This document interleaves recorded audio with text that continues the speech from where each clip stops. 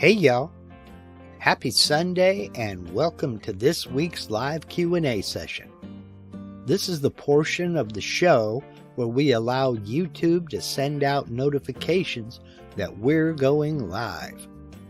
If you're watching this live Q&A on replay, please scrub ahead until this graphic disappears and the actual show begins.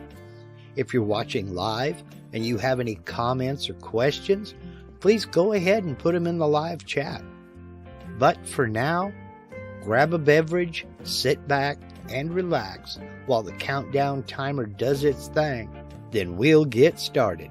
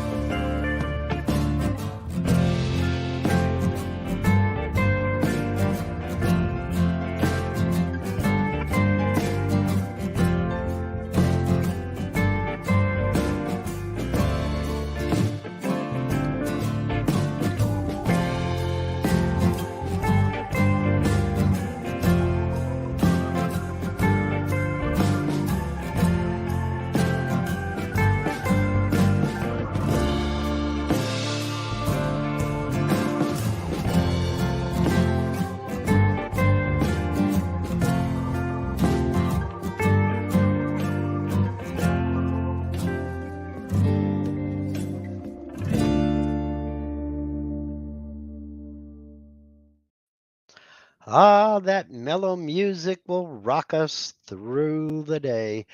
Happy Sunday, everybody. Got the day right, Russ. And, well, what should we talk about?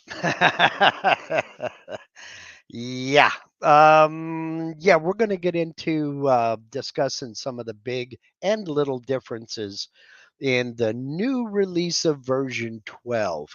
It's going to be kind of interesting for the next few weeks because stuff. We'll get into it in a few minutes here. But before we do, I want to give, of course, a shout out to my friend Steve out here in the chat. You know him, you love him, you see him. He's my only moderator and he's here every week. How, I don't know. He just is. And I'm talking about Steve over at Harneal Media. If you are looking to create or increase your web presence, there's no better way to do it than with a website. Now, Steve can help you set up a website, help you set up e-commerce, set up a web store, integrate everything, all of that magical stuff that happens behind the scenes in the background so that you no longer have to go through third parties like eBay or Etsy or whoever you're going through now. You can still use them, but it's always good to cut out the middleman and not pay those commissions on sales. Steve can help you do it. He'll set you up right. He's very, very competitively priced. He knows what he's doing, and just flat out, he's good. So he's the only web host I will ever endorse. And there's a link in the description to it, Harneal Media in every video on my channel, and it's that way for a reason. So if you're even thinking about a website, reach out to Steve. He'll treat you right. He'll take care of you. Tell him I sent you. Thank you for what you do, Steve. I really appreciate it. Let's get into the new stuff. Now, for those of you who have never seen version 12, let's go ahead and let's put it up right now.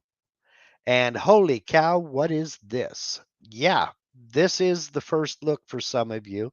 For others, this is,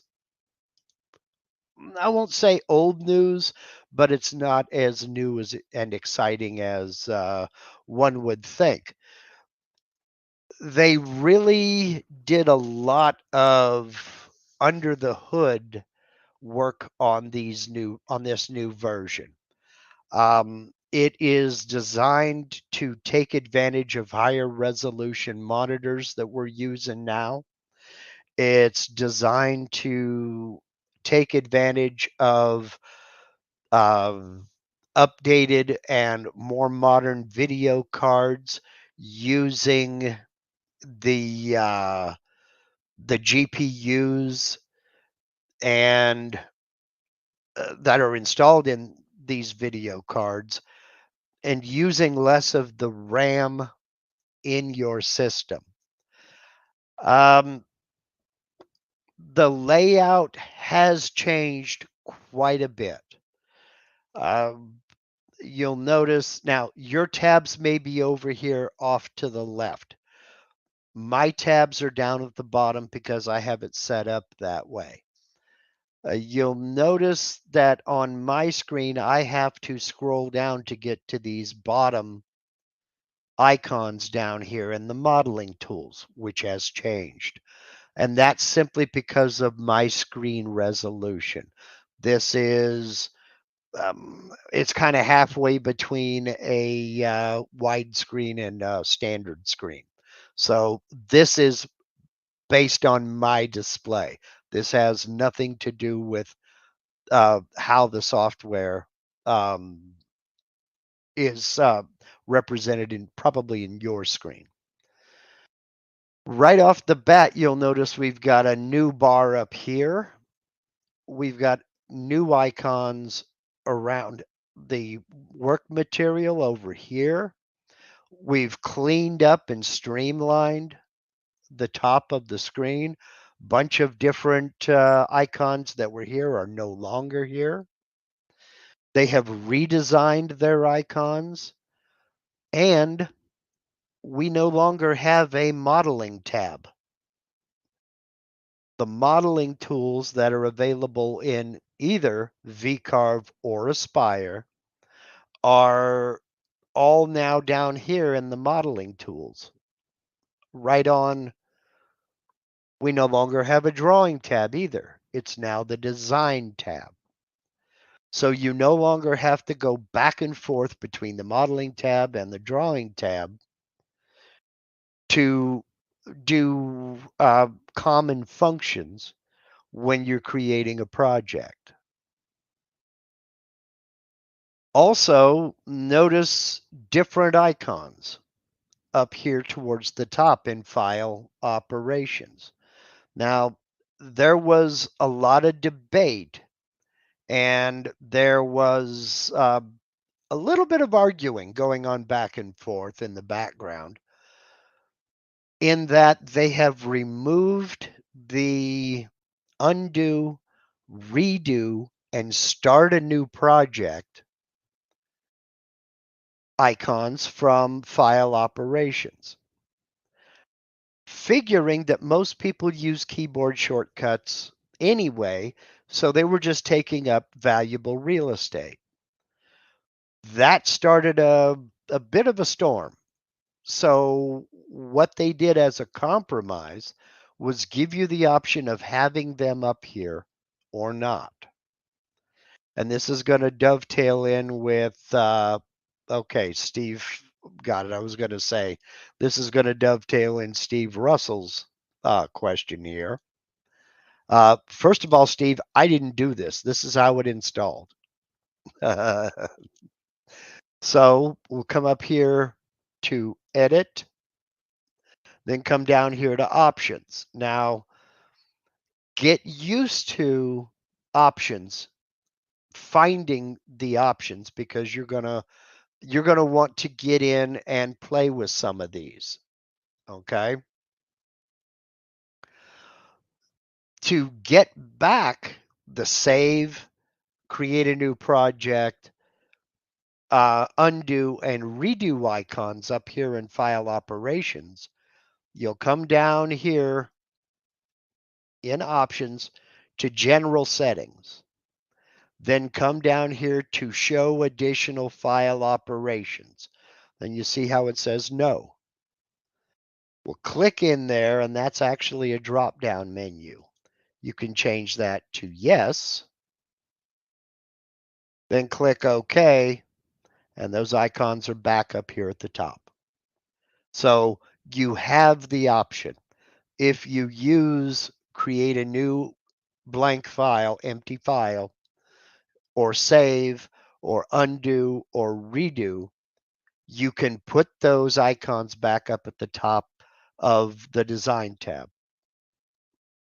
If you don't use them, if you use keyboard shortcuts or you use the menu options, you can go back into the options menu, come back down to general settings, show additional file operations, and turn that off.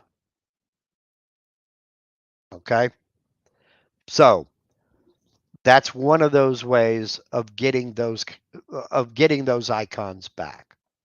Now, to Steve's point about changing some of the appearance, that's also done up here in the option.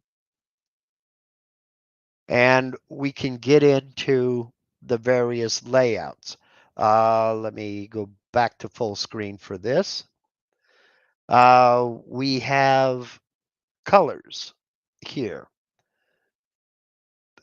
We can have a shaded background style, which is set to gradient. You can set an image, you can set solid. Now this is 3D view settings, okay? I'm going to keep my 3D view settings the same. We'll come back down here and 2D solid preview, we'll leave that alone. That's in toolpath settings. And where is it? Where is it? I thought I saw it in here. Yeah. Nope, evidently it's not in here.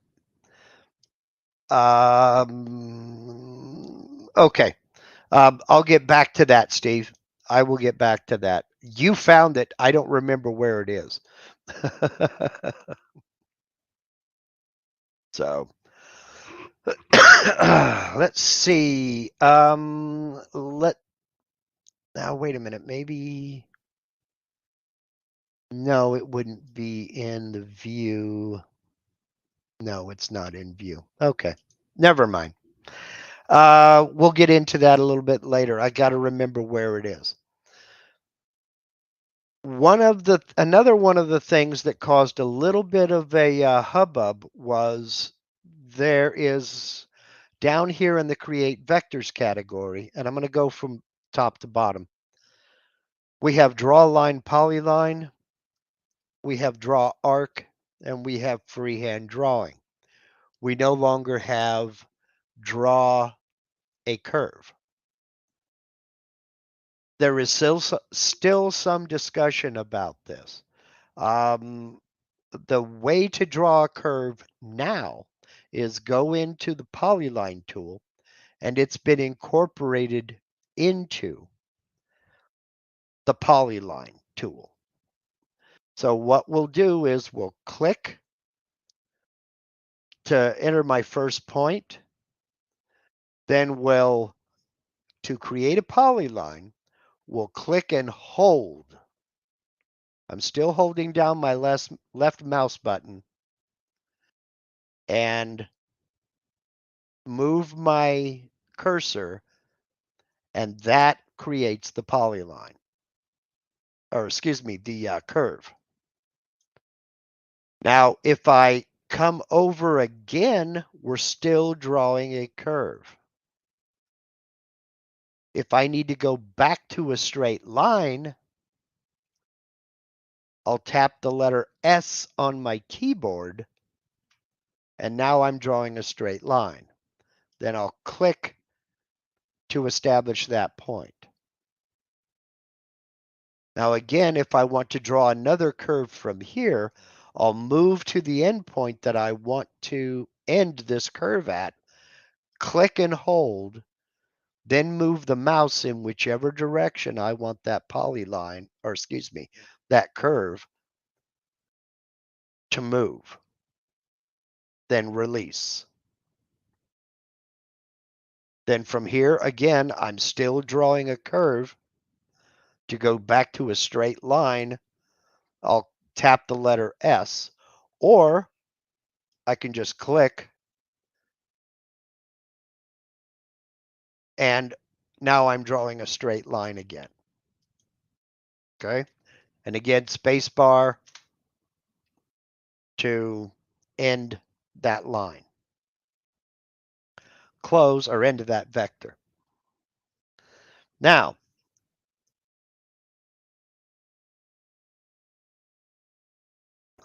excuse me. Something else that's new is on an open vector, we're seeing this black point here on the end. That's to indicate the start point of this vector. So if you go into node editing with it selected, come on, go into node editing, you'll see that is the start point. Click off, right click to come out of node editing, and when I select that vector, there is that black start point. You will not find that start point on a closed vector. So I go here, here, here, let's say, then I have geometry snapping on, we'll wake up that point, come here, come up about halfway, hit the tab button, and it closes that vector. Close, and I don't have a start point because this is a closed vector. So it's only on a selected open vector that you'll find that start point. So let's see here. Dwayne Ruthig is asking, so how do you make a specific size curve? Well, there are a couple of ways, Dwayne. Let me get rid of all of this here. Boink. And let's delete all of that. We're going to come back up here, and you want to make a specific size curve. If it's a known length, you can enter your X and Y coordinates up here, or you can enter the angle and the length. So if I start out here and I want to go an angle of 0 and a length of 2.25, that's going to add that line. I put my cursor over that point and drag it. You're not going to do it for me, you turkey. You're not going to do it for me. Backspace. Come on, drag it. Not going to do it for me. Okay, we'll have to node edit it then. Again, this started a fight. Let's say a 4-inch segment with a 1-inch bulge. You can, for that 4-inch segment with a 1-inch bulge, wouldn't you use an arc for that? Just asking. But if you need to, remember, you can always draw your a straight line, close, I say close, then go into node editing and to Bezier and adjust your curve then. I don't like it either. I don't like it either. But that's what they've decided to go with.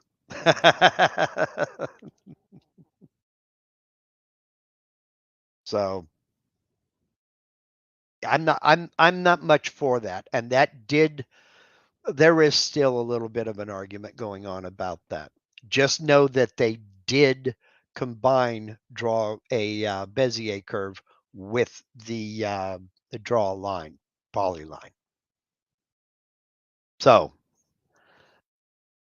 the next thing they have done, if you look down here under Create Vectors, you now only have one Draw Text tool. You have Draw Text, a new icon, which is Convert to Curves. Then you have Wrap Text along a curve. You no longer have Edit Text Spacing and Curve. And you no longer have Draw Text in a box. So let me get a box out here. And we'll call that good. Close, and then I'll center it up. And we'll go into the Draw Text tool. Now it's going to take a second for my fonts to load. There we go. The font window is pretty much the same. But now we have two choices to make up here. We now have standard text, or we have text in a box. And for standard text, I can come along. Let's make that something you can see. And I can write, let's go. Okay. That's still not something you can see. So let's go with 2. That's a little better. While you're still in this text window, if we drag our cursor out here, we see that letter T next to the cursor. And if we come up here, we can see there is our kerning tool. All right, let me zoom in here because these need to be spread out. I'm still in the Create Text window. So what I can do, oops, I didn't mean to do that.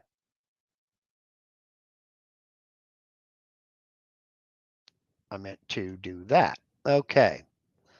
So now I can come in and I can spread these two apart right here within this same tool.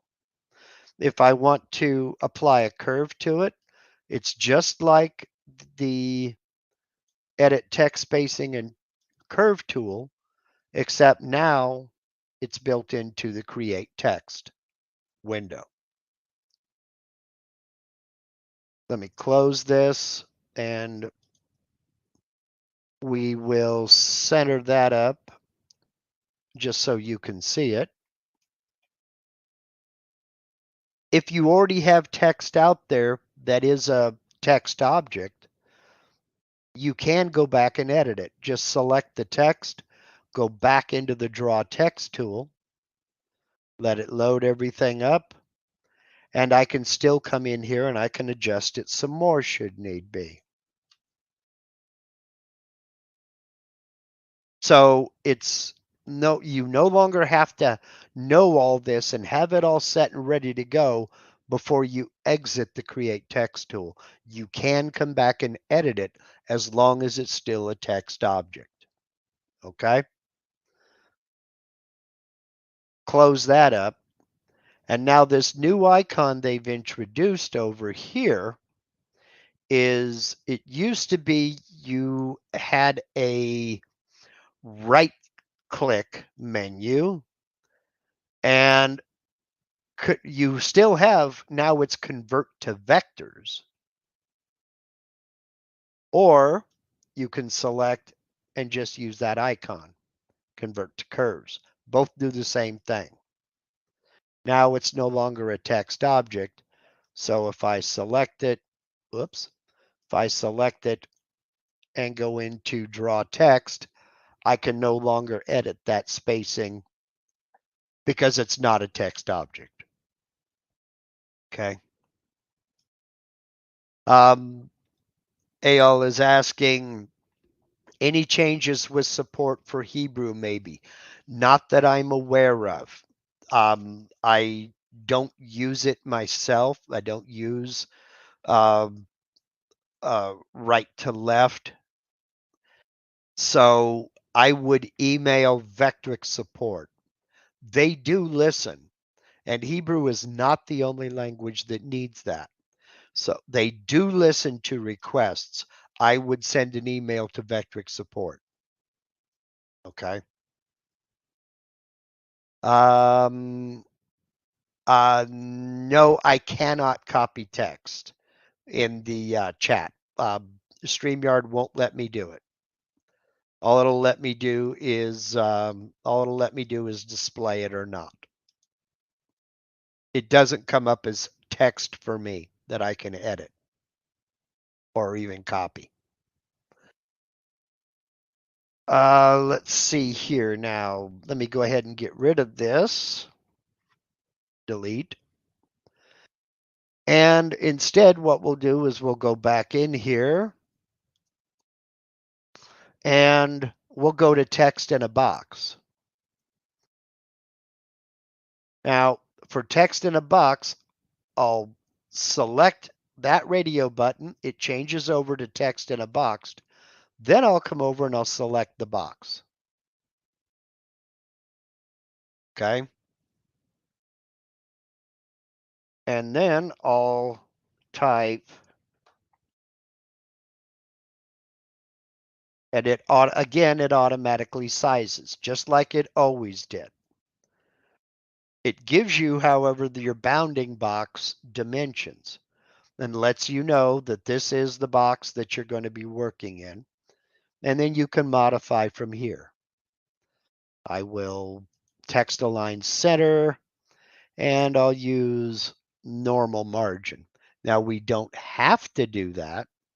We can use no margin, in which case it'll fill up the box. And it depends on how you distort your text. If your text is if your characters are real tall, it'll fill in Z first. Okay. Or excuse me, in Y first, not Z. If I go with a wide margin, it reduces the size of that text. same as it always did. Or you go with normal, and we have a normal margin around that box. No vertical stretch, no horizontal stretch. The main takeaways from this are your text editing tools, as far as adjust text spacing and curve, are now here within the draw text window. Okay. And draw text in a box and just regular draw text. So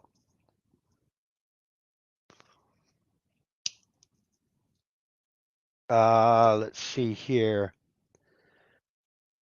The bottom of the A is lower than the box.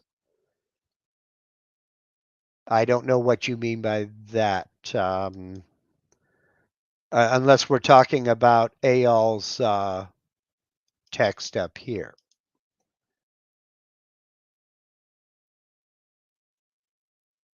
But so that's just another one of the major differences here. Let me go ahead and get rid of all of this and we'll continue on. Other than this over here, there aren't a lot of changes that cover both VCarve and Aspire, other than, again, the modeling tools being brought over here onto the design tab. We no longer have a separate modeling tab. We now have a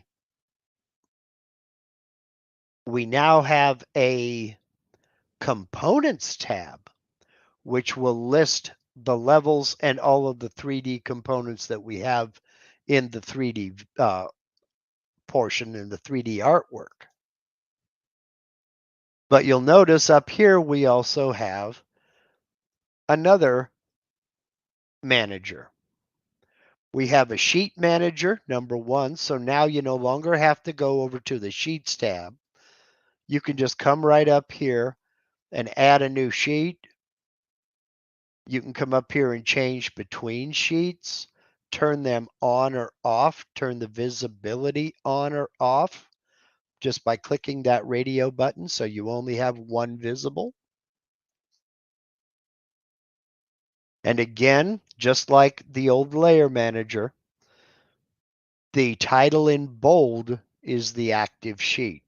I can switch over to make sheet 2 active, turn off sheet 1 and just work with it, or I can have them both up and decide to switch sheets over here. I no longer have to go way down here, come over and work over in this direction. I can do all that without closing my design tab. The layer manager has not changed. The icon has. This used to be a light bulb that you would click and it would either turn yellow to be on or be ghosted outline to be turned off. Now you have a radio button. That's a stronger visual clue that this is visible. We also have a level manager that you can access all of your 3D levels and all of your 3D components within this manager right here. So you can change to another level. You can right click and insert a new level, then turn one off, turn the other on, make whichever active, access any of the components within those levels. So a lot of this was done to, as Becky likes to put it, reduce mouse miles, meaning if you have a large screen, you can work within this area right in here and change directions without having to jump way the heck over here. Now, for me on this 21-inch monitor that I have out here, it's not that much of a big deal. But if you have a big 32-inch monitor, this could be, you know, in the next room almost. So reducing the amount of movement you need with your mouse does make a big difference. So, yeah, Brooks, mouse miles. Okay, and excuse me, my voice is still kind of wonky from being sick. All right, let's see. We have new modeling tools. I'll get into those at another date. We have a couple of new icons up here at the top that are Aspire only. Okay. We have create a component from the selected or imported bitmap, and we have export visible model as an STL file. These used to be menu items up here in the modeling menu. They have added icons for them now. David Pingle is wondering, how do you indent the corners of a rectangle? Pretty much the same way you always did. That hasn't changed. Let me go ahead and draw another rectangle. You can either select, when you're creating your rectangle, you can either select square corners, radius external, like the diagram shows, or radius internal, like the diagram shows. But let's go with I'm going to anchor this at x0, y0. I'm anchoring the center of this rectangle, and we're going to go 5 wide by 2.5 tall. Create. Oops, close. I keep forgetting to do that. Delete that rectangle. I didn't need it.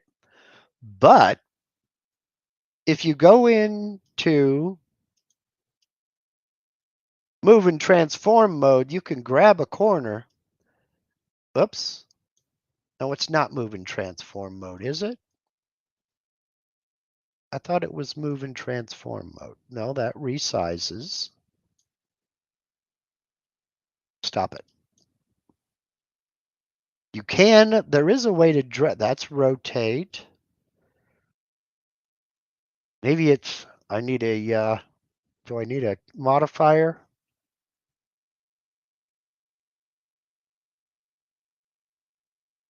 The control key makes a copy. See? Maybe it's the alt key.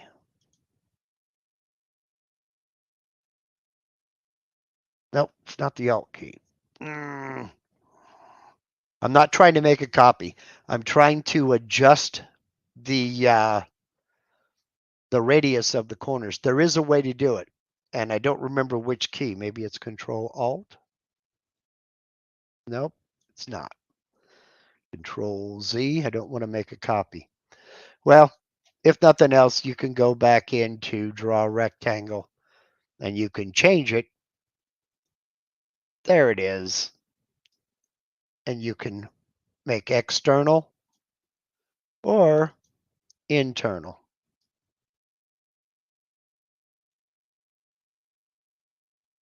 Like so.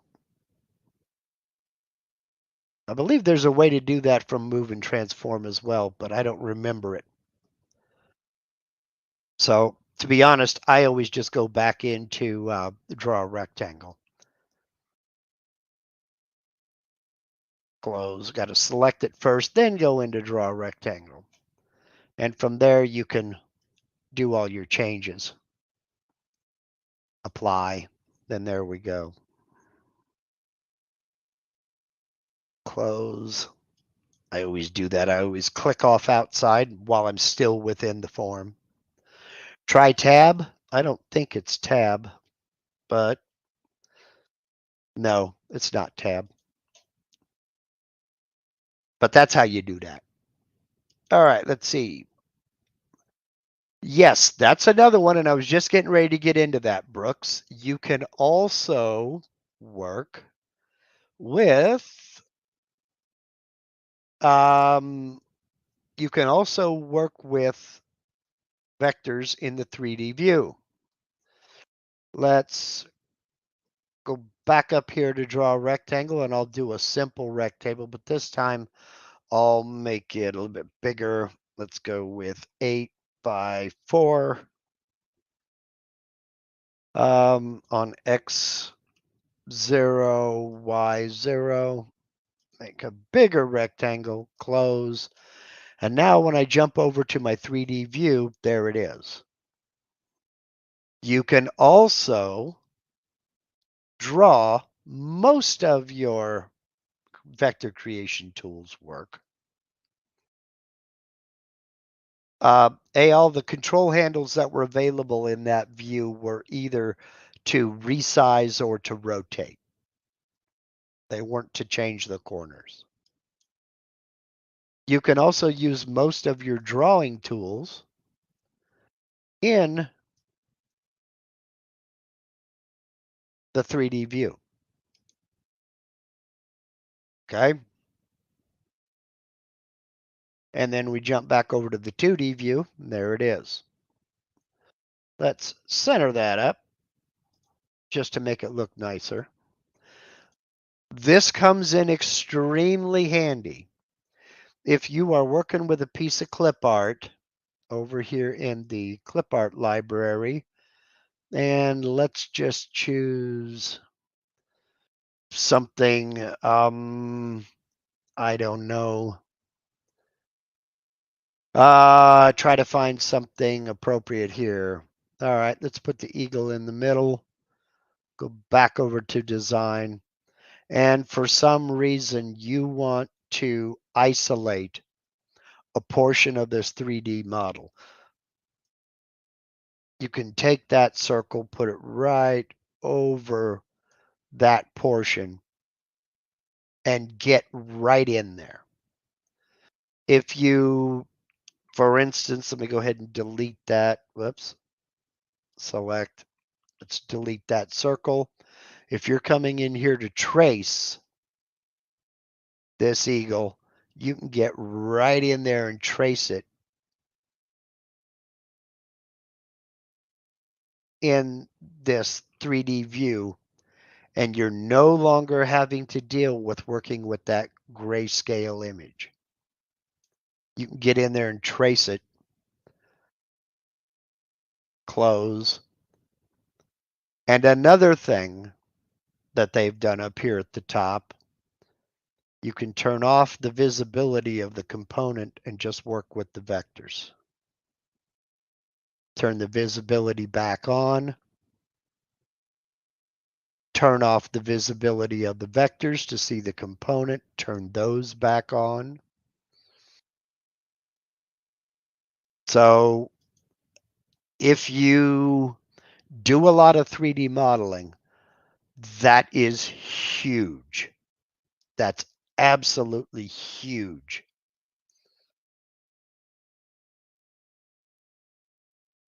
Again, being able to turn off the vectors, turn off the components, and just work with one another, especially when you're trying to trace something that you're going to be modeling. John Thompson's wanting to know, did they add any more clip art? Not that I'm aware of. Nobody has said anything, and I haven't noticed any new clip art. So, let's see here. We have a couple of questions here. I'll get to those. I'm getting to those. I'm getting to those topics right now. All right. Let's see. I can either work with this in the 2D view or in the 3D view. A lot of people did not know this, but this has been available for a long time. And that is you can split your 2D and 3D view up here. You can split your 3D view down here and 2D view up here, split them horizontally, or you can go with side by side, split vertically. To get back to the regular view, like if I want my 2D view to be full screen, you just come up here and press this center icon, and it makes this full screen. Then come up here, zoom active view to the drawing limits, and there you go. The zoom controls didn't really change, they just moved. Here you still have zoom to a mouse drawn box, which is I'll click on it, then I'll come over here and I want to zoom on that corner. It'll zoom in right there to where I drew that box. To get out of that, I'll come back over here to the select tool. I'll then come over here, zoom active view to the drawing limits, and there we go. Or I can select something and I can zoom to that selected object. Come back out. I use this one a lot. It's real easy to get zoomed in here real close and be working on something and forget about the rest of the drawing. So every once in a while, I'll zoom back out just to look at the overall drawing to see, is what I'm working on even visible within the drawing. Okay, let's see here now. I did those. There is some difference in the right-click menu, but we'll deal with that on a case-by-case basis. What I will do here, we talked about, we've got turn on and off the component visibility. We also had turn on and off a bitmaps visibility. And in this view, we don't have turn on and off vectors. What we have is toolpath visibility and toolpath drawing style. I'm going to go ahead over here. We'll get into some of the toolpathing differences now. I'll go ahead and I'll do a 3D finish toolpath, and we'll carve to the selected vector. And it's going to take me into material setup. It's going to let me know my thickness, my XY datum. All of this is correct. All of this is just fine. Now we'll get into the machining toolpath. I'm just going to accept whatever is here. We'll go to the selected vector and we'll call it 3D finish. That's fine. And we'll go ahead and we'll preview the toolpath just to get something out here.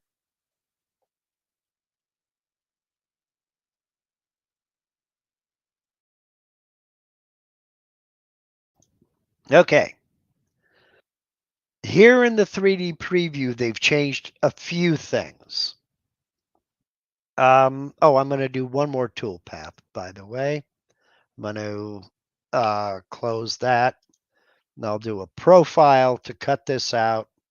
And we'll go make our cut depth Z equals 1/4 inch end mill. That's fine. I'm not even going to concern myself with any of this. This is just for demonstration. Calculate. And what I meant earlier by your toolpath display type, I'll get out of the preview mode. Go into the 2D view. Now, if you put a check mark over here in the 2D toolpath, you'll see we have, there's our start point. Then we have our direction arrow showing which way that tool is going to go. There are two ways we can display that. This is a wireframe display. We also have solid display. And you can toggle that with this last icon right here. If I click on that, it now goes to a solid display. that's blue. That's going to show you the diameter of the bit used to calculate that toolpath and show you exactly where that bit is going to cut. This comes in real handy when you have vectors that are close together. Say I have 4 of these set up to cut on this piece of material. I want to know, do I have enough space between these to add tabs between these? Well, my next toolpath may be so close here, it's going to cut away any tabs I might add. So it's just a handy way of figuring out exactly where that tool is going to go and what it's going to cut out. So being able to go from solid to wireframe is something that's pretty handy. This will turn the toolpath off completely. Now you're not seeing the toolpath representation, whether this is checked or not. If we go back over to the 3D view, we see the toolpath generated. I can turn off that toolpath in the 3D view as well. It's this one right here. Okay. I can still turn off the component. I can turn off the vector. And I can turn off the toolpath display. Okay. So that's all. That's the name of that tune. So back into the 2D view, this wireframe versus solid is only applicable to 2D toolpaths. If I click on this, it's not showing anything in the 2D view. If I go over to the 3D view, that shows the toolpath, but there is no wireframe versus solid. So that's only for a 2D toolpath. Another thing they have added is instead of having orthographic view, straight Z view, X view, Y view, all that other, they've added this little, I don't know what you would call it, 21-sided dice or something like that. And it's actually, this was probably the easiest tool, the easiest change that I worked with. It's real easy to get in here and just click, come on, and change the, well, now you're not changing. What are we doing here? Gonna make me a liar? Oh, double click, okay. Switch over and we'll double click the top. That's not the bottom, or that's not the top.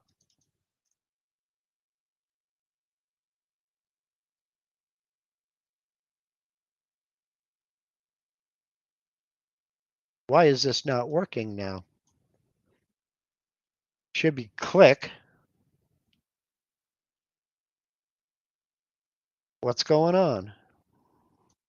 Huh, you've already messed with me. You've already proven me wrong. Click once. Okay, I'll double click to go to the bottom, then I'll double click to go to the top. For some reason, single click isn't working. The biggest change that they made that still gets me every single time is in the 3D view. Because they've added the ability to edit vectors and draw vectors here in the 3D view, and you notice it gives you a dimension box that you can use here. Like I can select that, go 6.0, hit enter, and now my box is 6.0. Because of all this, because you can now do this, to move move this around, or as Vectric likes to call it, to twiddle this around, you no longer left click, you right click. That gets me every time. I still want to come out here and left click to move this around. Let me click on it. See, it's not working for me. Now, it's quite possible that there's something in my mouse highlighting software that's not letting me do it. In fact, let me turn that off and see if it's in my mouse highlighter. So that's turned off. Now you can't see my mouse. Now it works. That's what it was. It was my mouse highlighting software. The minute I turned that off, it works. So if you can tolerate not having a yellow disc around my cursor, that's fine. If not, I'll bring it back. I'll bring it back. So this still gets me every time though. And Eyal, I finally remembered where that was. That was in the 3D view. That's what it's not in the 2D view. It's in the 3D view. I knew it was there somewhere. In move and transform mode, you can adjust that radius.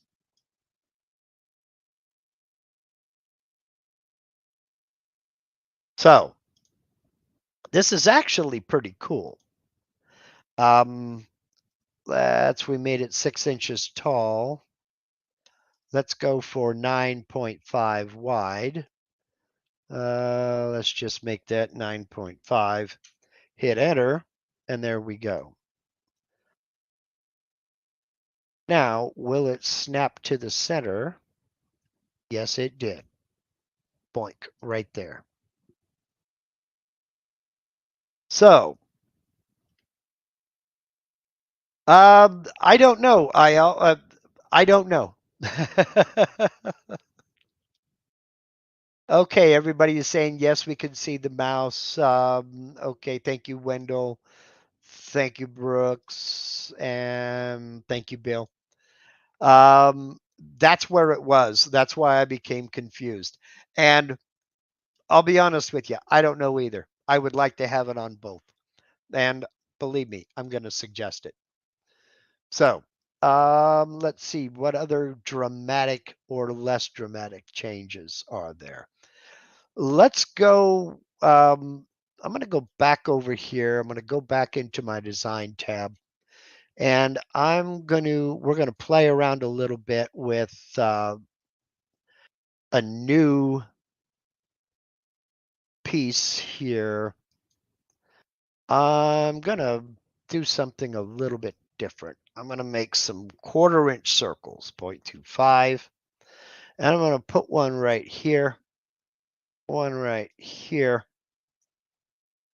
one right there, and one right there. Okay. Those are screws that hold down my material. And in fact, what I'm going to do now is I'm going to group them. Shift, Shift, Shift, and Shift select all 4.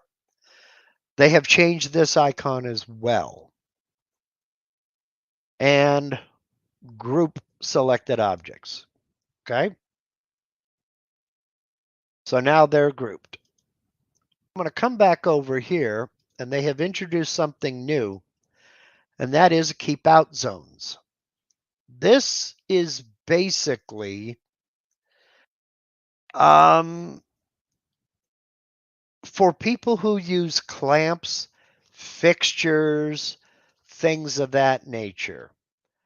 I'm going to try it out in practice with screws. You have a clamp here. You draw a rectangle for where you're going to put your clamps. I'm going to use screws, and I don't want the bit to get anywhere near those screws. So I have them selected. I'm going to go over here to manage keep out zones. Now, what I have here is these selected vectors. I want to put a little bit of clearance around these of about, let's go with 1/4 of an inch, 0.25. Now I'm going to create keep out zones from my selection. We see these rectangles suddenly appear, and I've got a crosshatch over those circles. Now, close. I'm going to recalculate both of these tool paths, and they've changed that icon as well. There we go, recalculate all tool paths.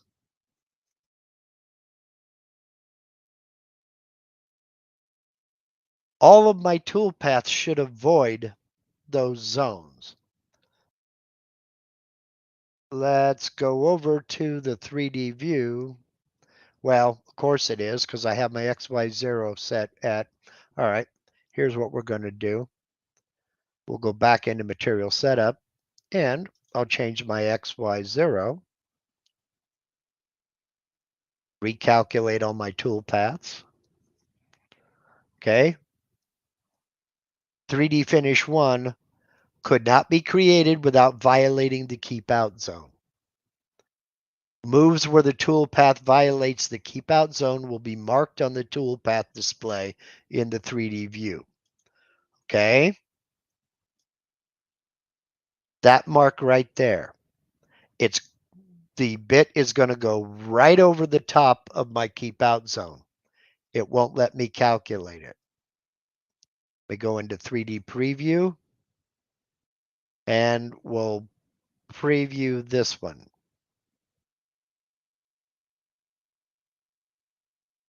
Wow.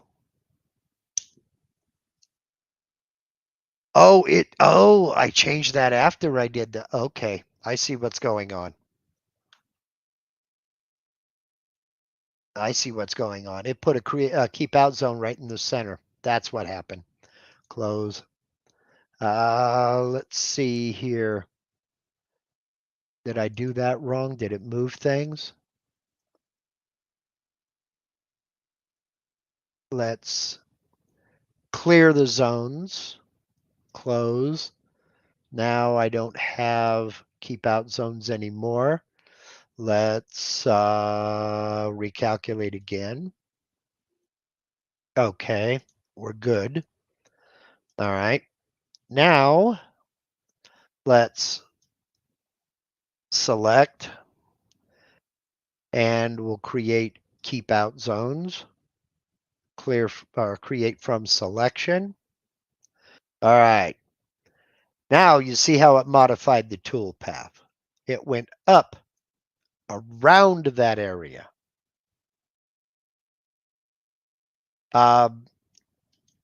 Actually, I did it wrong, AL. It's still new to me.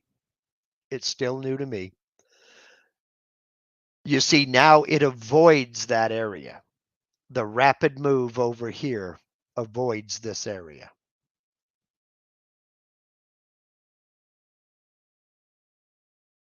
So close that. I'll go into my preview. And if I draw the tool, animate the preview, zoom in a little bit here, I'll preview this tool path. No, I should have reset my view, and I have it on too fast so you didn't see anything. But it's avoiding these areas. So now, here's what I want to do, and here's why I went ahead and I created a couple of tool paths. Let me reset the preview, close this. We'll go back to the top. I'm going to jump back over to the design tab, deselect everything, and I'm going to select everything in this view, on this sheet rather, right click, copy to sheet 2. Okay, so I've got all of that over here on sheet 2. Sheet 1, I have my keep out zones. Let's jump back over here. I have my keep out zones in sheet 1. I do not have keep out zones on sheet 2. Okay. No toolpaths created yet. Now, let's select these and we'll do a 3D finishing toolpath. Material setup is fine. Okay. Selected vector. Same tool, same everything. Calculate. And, oh, nope, wait a minute. Close. I want to go back into material setup and change my XY datum position to the same place. Recalculate. Okay, good. All right. Then uncheck and I'll create the profile tool path, Z depth, everything. I want everything to be the same. Calculate and uncheck. Now what we'll do is we're going to check the toolpath summary. And for sheet 2, this is without any toolpath, without any keep out zones in the toolpaths. It's going to take 1 hour 58:44. 1 hour 58:44. Let me write that down so I can keep it in my head. 1:58:44. Now let's take a look at the toolpaths on sheet 1. 1 hour 58:44. They're identical. So, yeah, it's not a factor. This curve is not really a factor. Now, having said that, if you've got a lot of area to move around and it's got to go all the way over here and come up here and then start carving and stay away from large areas out here, but carve up in between these corners, it may add a little bit of time, but not much. Not much at all. And that has to do with your rapid rate on your machine. So, as far as a trade-off is concerned, I'd rather it take an additional 30 seconds than run into clamps or screws, personally. So, and Greg from STL Woodworking says it would add time for sure if you're going Z positive a lot, I would think. Well, that's the thing, Greg. It doesn't go over the clamps. It avoids them completely. If you look at how this rapid move comes up and then goes over there, it just avoids them. So,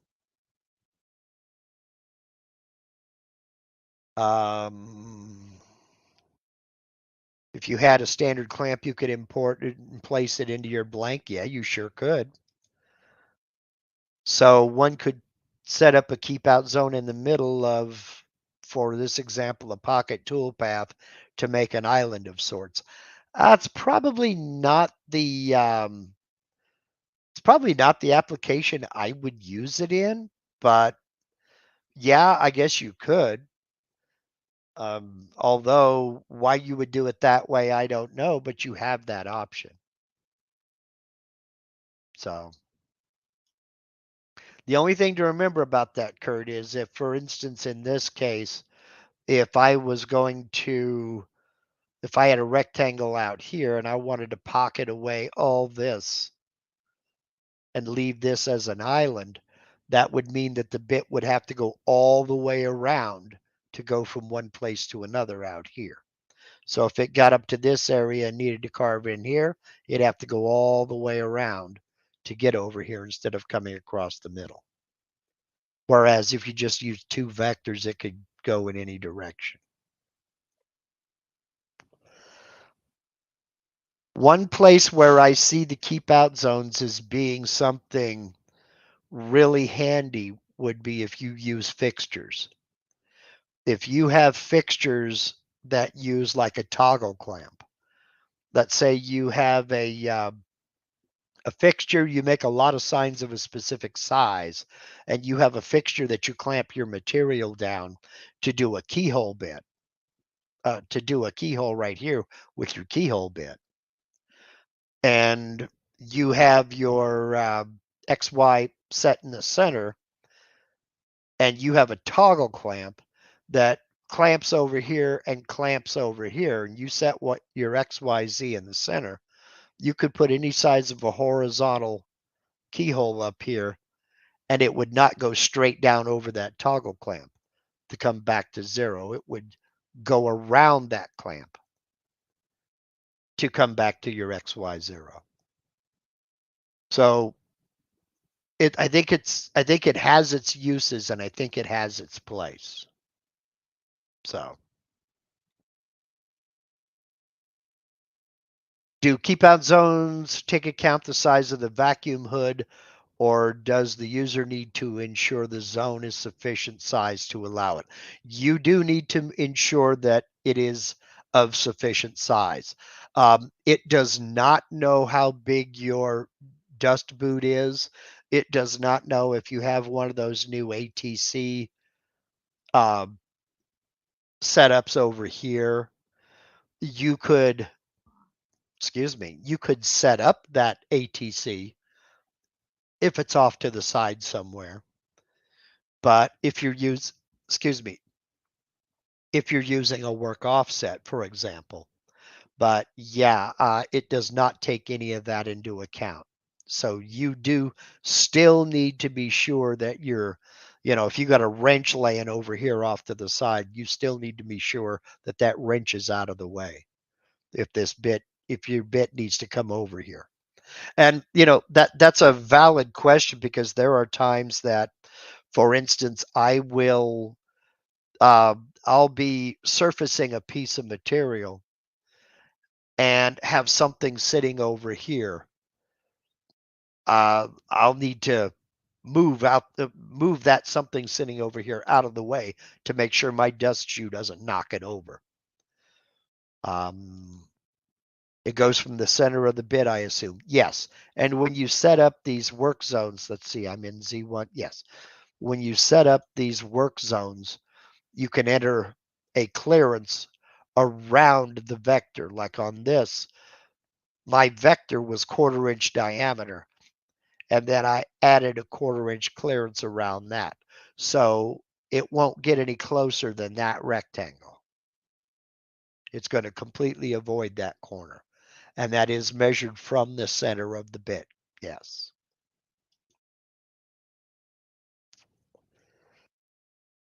So let's close that.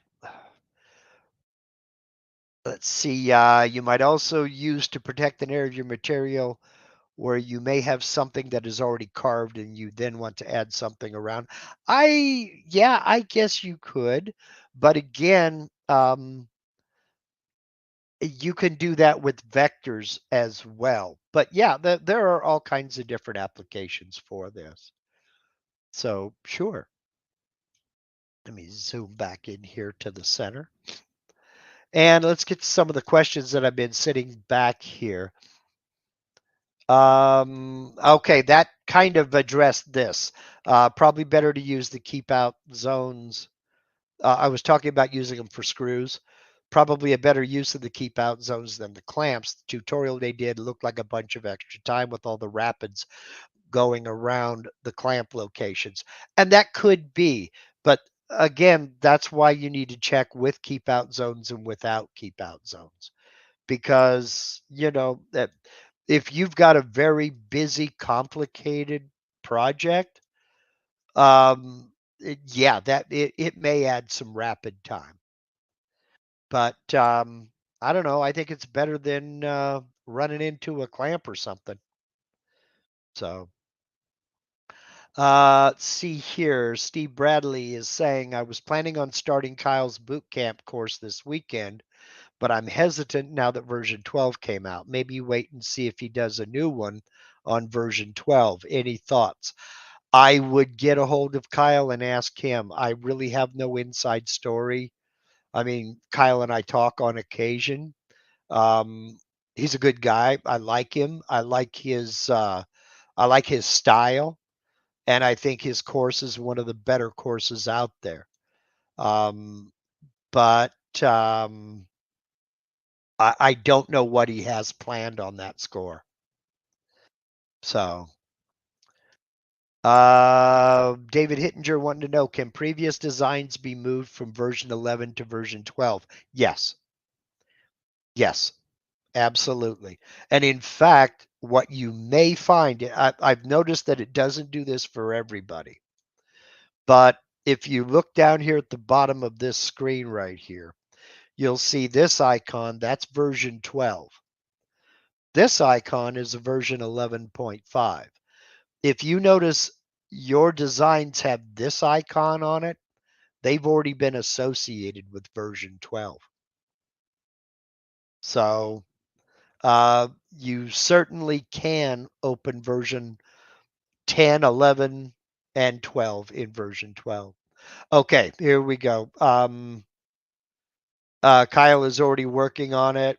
Mike confirms Kyle's in the process of updating his videos and course to version 12. Yes, I'm going to be redoing at least the first 10 of my absolute beginner series in version 12 for just this reason, for the very same reason. So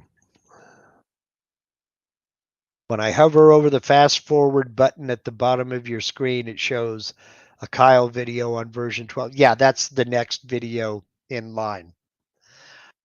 Speaking of the bottom of the screen, you'll notice there are tooltips down here. Sometimes these can be good, sometimes these can get in the way. If they get in the way, come over here and put your cursor over this question mark. Then you can toggle the prompts and shut them off, and now you don't have those prompts. You still have this little question mark. You can turn them back on, or you can turn them off. I do use them because a lot has changed. I want to be sure that I'm doing something right.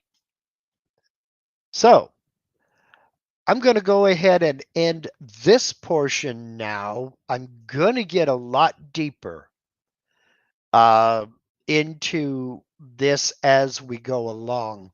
Dwayne Ruthig brings up an excellent point, and that is it doesn't include all the gadgets in version 12 that were in 11.5. That's because some of these gadgets are not compatible with version 12, and new gadgets are being worked on. And as they come out, if you frequent the Vectric forum, you'll there are separate forums for gadgets, and there's one forum for gadget release. So you look for the version 12 gadgets. Some of the 11.5 gadgets may work with version 12. Some of them may not. Like I said, they did a lot of adjusting of the nuts and bolts under the hood. So just be aware of that. Before we leave today, um, I'm going to do something here for David Hittinger. He's been asking a few people, and I think I've seen you post on Facebook, David. He's been asking a few people about cutting feet into the bottom of a box. And I want to go ahead and do that in version 11.5 because that's what he's using. I will get further in depth into version 12 as we go along. I'm still have version 11. So I will be able to switch back and forth. But do know that most of my live streams and most of my tutorials are going to be in version 12 from here out. Here is an easy question to answer, and the answer to that is no. And it comes down to licensing. Simply put, Mac wants too much money. There are no plans for a Macintosh version. No changes to the vector validator that I am aware of. Not yet. That's not to say there won't be. And the vector validator is over here. It still looks for zero length spans, overlaps, and intersections. So, all right, let me go ahead and jump back into 11.5.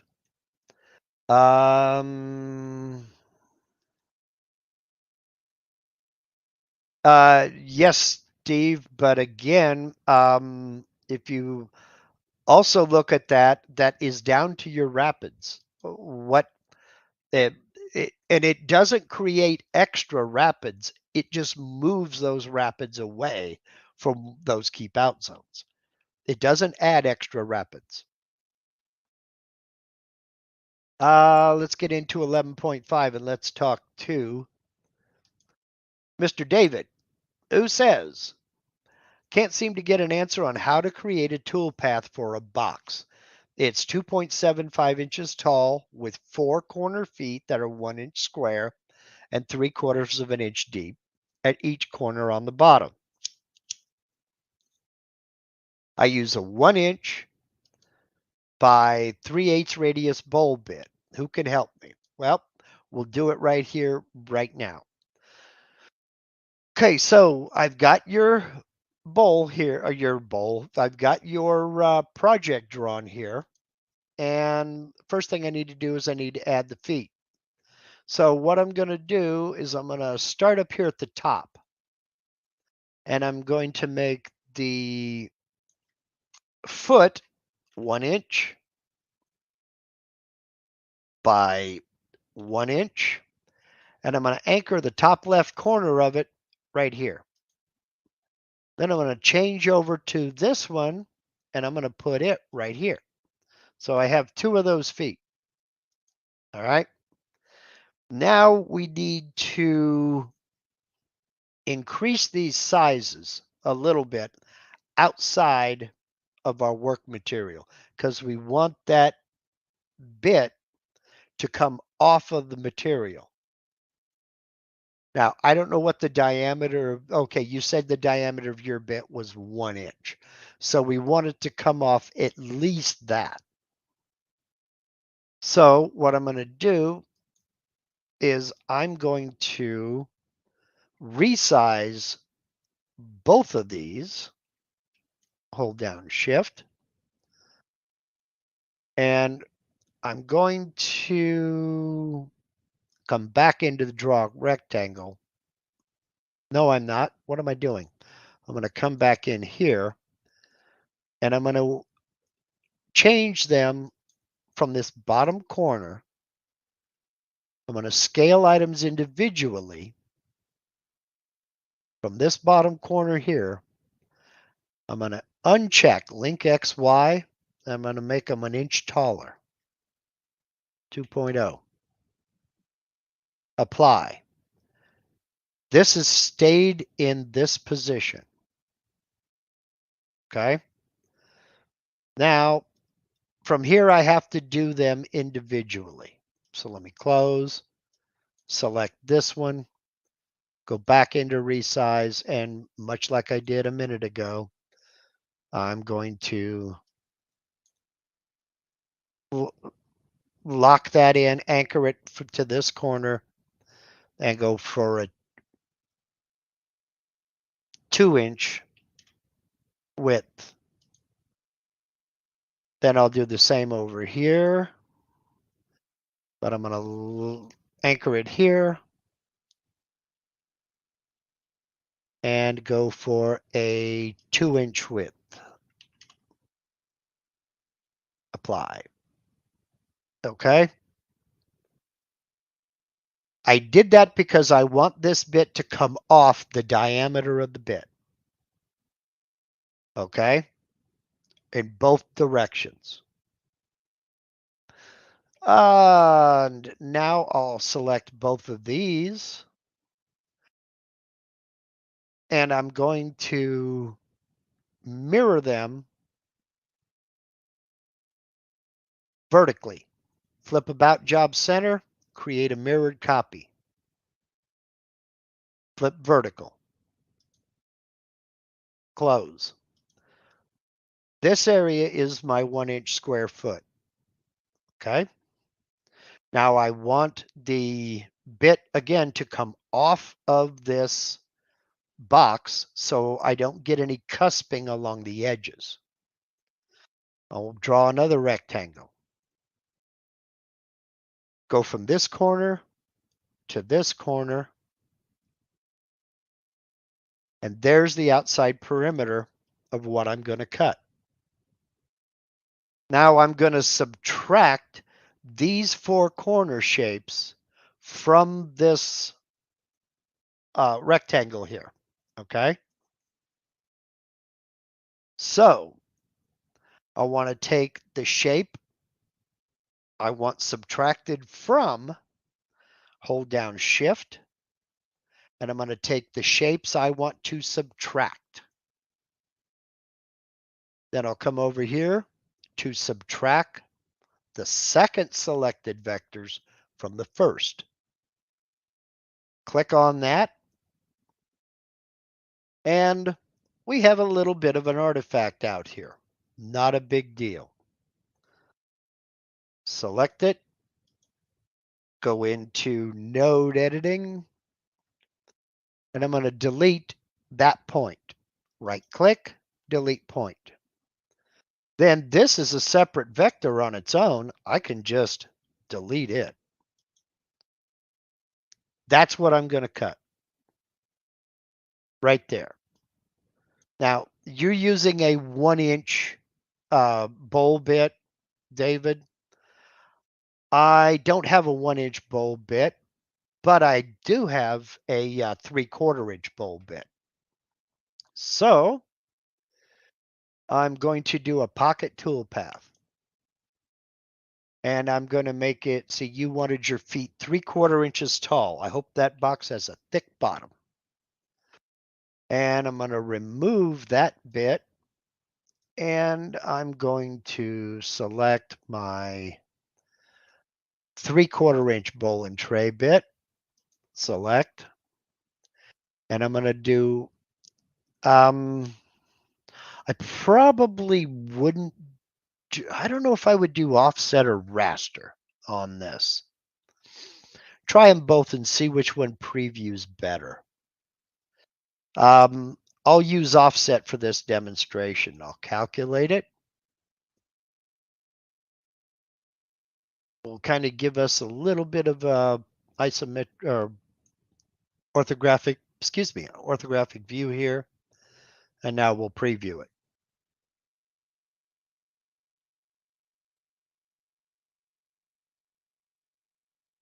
Make sure that bit comes all the way off. And there we go. And now you see what it's working on. Is that what you're looking for, David? I certainly hope so. I made you wait long enough.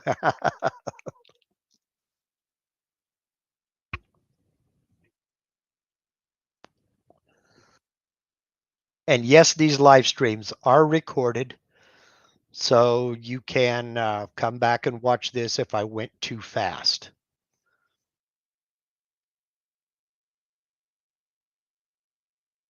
So, okay, good. I'm glad that that's what you were after. I'm glad that's what you were after. I did something like this at the last cabinet shop I worked at, except I did it on a router table using a 1.5-inch core box bit. And it makes for a very cool looking feet. I only went 1/4 inch deep with my feet though. And that does absolutely look nice. It really makes for a nice looking detail. And of course, I went with the little 3/4 inch felt pads here. I made jewelry boxes for my daughters. And yeah, that's a nice little detail. So I hope that helped you out. And I hope that helped out any of you other folks that there's a lot of neat things you can do with these bits if you kind of think outside the box and no pun intended. But again, okay, glad that that helped you out, David. Just remember that you want that bit to come all the way off of the material so you don't leave little cusps in here where the radius of the bit leaves material to clean up. You want it to come off the diameter of the bit. So, okay, we'll get into more version 12 next week. I'm going to start getting into some of the tool paths. We'll look into some of the issues that I had earlier, and we'll also get into some of the new features. I never got into the I never even got into the um, isometric view. I never got into any of the drawing tools. I never got into some of them are actually pretty cool. Um, but I need to double check with a few people on whether these are Aspire only or VCarve only. Like, for instance, the cross section vector. I'm not sure if that's Aspire only. I really don't know, but it's a pretty cool little thing. So, and yes, we'll talk about the VCarve inlay toolpath. So, um, Rick May asking, are you going to do a version 12 only for the members? Not this week, Rick. That's not to say that we won't talk about it, but this week, thank you for what a nice segue, Rick. Thank you very much. Channel members, remember tomorrow we have Corbin Dunn as special guest, and we're going to talk about some of his very interesting projects that he does combining wood and epoxy, his design process. Let me take this down and go back to the ugly one. Um, his design process, where he gets his design inspiration from, and where do those wild ideas come from in that brain of his. So Corbin Dunn's tomorrow's special guest. Uh, be there or be square. 5:30 Pacific, 8:30 Eastern. Head over to the community tab here on my YouTube channel, and that's where you'll find the link. And yes, he does. He's a very creative, very talented person. Ask him about his unicycle. For a demonstration, you know, go check out his channel way back.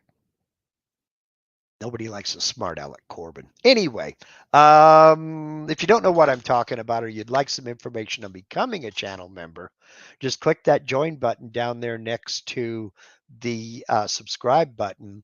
You're not joining anything. You're just getting information. A panel's going to pop up and a video is going to play to tell you all about channel membership. We have a great bunch of people who are channel members, and we're all here to help one another. And you know, I can't say enough about them. So next week, I'm not 100% certain what I'm going to focus on yet, but you can bet there'll be more about version 12. In fact, you can bet there'd be most about version 12. I am later on going to start a public poll on my community tab asking how many of you have, how many of you are planning, and how many of you are not upgrading to version 12.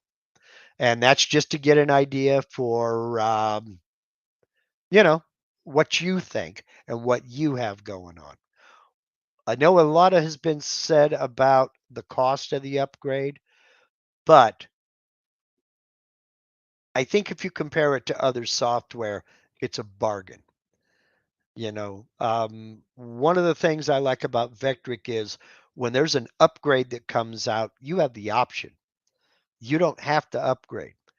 The version you have now will still work. It's not forced on you. It's not a subscription. It's not a annual fee. You have the option. If you don't want to upgrade, you don't have to. And your current version will still work. It's not like another software I know that says, oh no, you got to update. And it's a subscription now. Thanks a lot. Appreciate it. Anyway, that's enough of my biases. I'll get on out of here. Thank you very much to everybody for spending part of your Sunday with me. And channel members, see you guys tomorrow evening. And everybody else, yeah, that's it. Y'all take care. We'll do a lot more in version 12 next week. So have a good rest of your week and see you real soon. Thanks. Bye, y'all.